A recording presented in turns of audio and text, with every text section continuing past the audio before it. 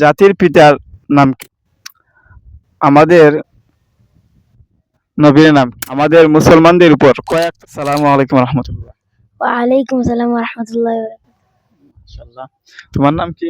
নাহিদ আহমদ, তুমি কোন মাদ্রাসায় পড়ো? সৈয়দপুর মাদ্রাসা। সৈয়দপুর মাদ্রাসায়। তুমি কোন ক্লাসে পড়ো তুমি?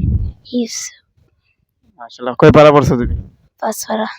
আজকে আমরা তোমাকে কয়েকটি প্রশ্ন করব, তুমি কি এই প্রশ্নের উত্তর দিতে পারবে? ইনশাআল্লাহ। তোমাকে আমরা 3টি প্রশ্ন করব। যদি তুমি তিনটি দিতে পারো তাহলে তোমাকে আমরা পুরস্কার দিব। ঠিক আছে? ঠিক আছে। তোমার জন্য প্রথম প্রশ্ন হচ্ছে, তুমি বলো তো জাতির পিতার নাম কি? হযরত আদম আলাইহিস সালাম। আমাদের জাতির পিতা কে? ইব্রাহিম আলাইহিস সালাম। মাশাআল্লাহ। শিওর তো তুমি? শিওর? আদম আলাইহিস সালাম। তুমি সন্দেহের মধ্যে। আচ্ছা, এটা তুমি পারলা না।